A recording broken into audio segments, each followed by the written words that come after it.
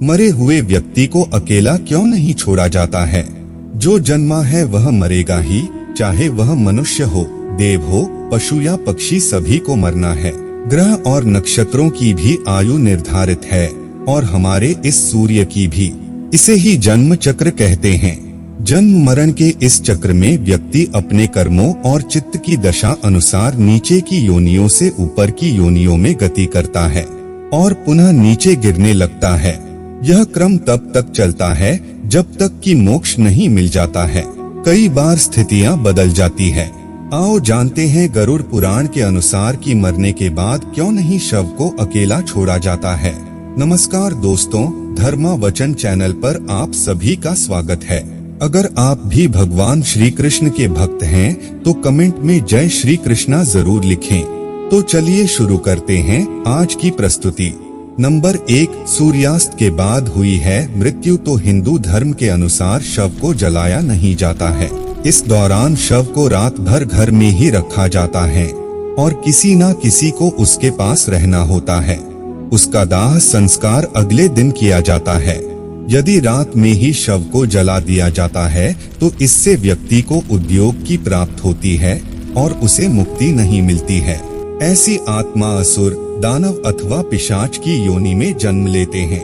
Number 2, यदि किसी व्यक्ति की मृत्यु पंचक काल में हुई है तो पंचक काल में शव को नहीं जलाया जाता है।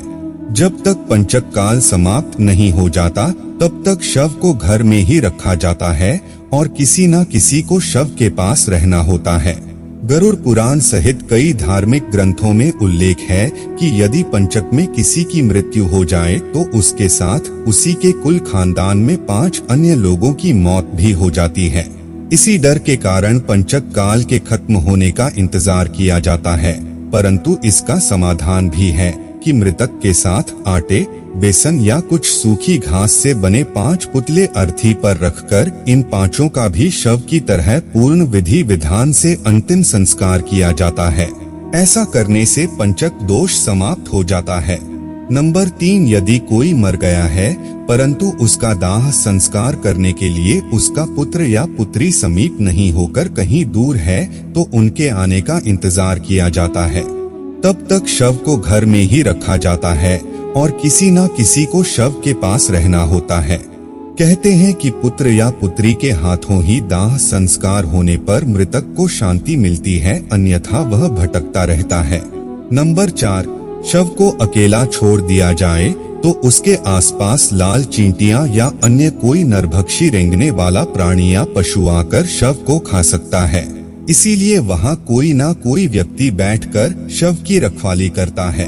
नंबर 5, रात में मृत शरीर को अकेला छोड़ दिया जाए तो आसपास भटक रही बुरी आत्माएं भी उसके शरीर में प्रवेश कर सकती हैं। इससे मृतक के साथ साथ परिवार को भी संकट का सामना करना पड़ सकता है। नंबर 6, शव को इसलिए भी अकेला नहीं छोड़ा जाता क्योंकि मृतक की आत्मा वहीं पर रहती है। जब तक उसका शरीर जल नहीं जाता तब तक उसका उस शरीर से किसी न किसी रूप में जुड़ाव रहता है। साथ ही वह अपने परिजनों को भी देखता है। अकेला छोड़ दिए जाने से उसका मन और भी ज्यादा दुखी हो जाता है। हालांकि अधिकतर लोग गहरी नींद में चले जाते हैं। बहुत ज्यादा स्मृतिवान या चेतनावान ही जान पाते हैं कि मैं मर चुका हूँ। अन्य कारण भी है, आइए जानते हैं।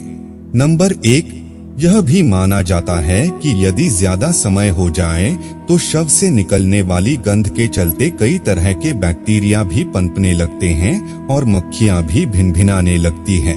इसीलिए वहां इस दौरान अगरबत्ती की सुगंध और दीपक भी जलाया जाता है। नंबर 2, यह भी कहा जाता है कि शव को अकेले छोड़ने से कई लोग जो तांत्रिक कर्म करते हैं उनके कारण भी मृत आत्मा संकट में पड़ सकती है। इसीलिए भी कोई ना कोई शव की रखवाली करता रहता है। नंबर 3, शव के आसपास जगह को साफ सुथरा किया जाता है और धूप के साथ ही दीपक भी जलाया जाता है ताकि वहां दूर तक उजाला फैला रहे। इसका भी यह कारण है कि मृतक कहीं अधोगति में नहीं चला जाए, क्योंकि रात्रि के अंधकार में अधोगति वाले कीट पतंगे, रेंगने वाले जीव जंतु और निशाचर प्राणी ज्यादा सक्रिय रहते हैं। उस दौरान आत्मा यदि गहरी तंद्रा में है तो उसके अधोगति में जाने की संभावना भी बढ़ जाती है। उल्लेखनीय है कि भीष्म पितामह ने अधोगति से बचने के लिए ही सूर्य के उत्तरायण होने का इंतजार किया था। उत्तरायण में प्रकृति और चेतना की गति ऊपर की ओर होने लगती है। पुराणों के अनुसार व्यक्ति की आत्मा प्रारंभ में अधोगति होकर पेड़ पौधे कीड़े पतंगे पशु पक्षी योनियों में विचरण कर ऊपर उठती जाती है और अंत में वह मनुष्य वर्ग में प्रवेश करती है। मनुष्य अपने प्रयासों से देव या द्वितीय वर्ग में स्थान प्राप्त कर सकता है। तो दोस्तों, आज के लिए बस इतना ही। उम्मीद करते हैं हमारे द्वारा दी गई जानकारी आपको पसंद आई होगी। तो मित्रों, अगर यह वीडियो आपको पसंद आई हो तो लाइक और शेयर जरूर कीजिएगा। अगर आपने हमारे चैनल को सब्सक्राइब नहीं किया है तो जरूर करिए। और हाँ, वीडियो को अंत तक देखने के लिए आपका बहुत बहुत धन्यवाद।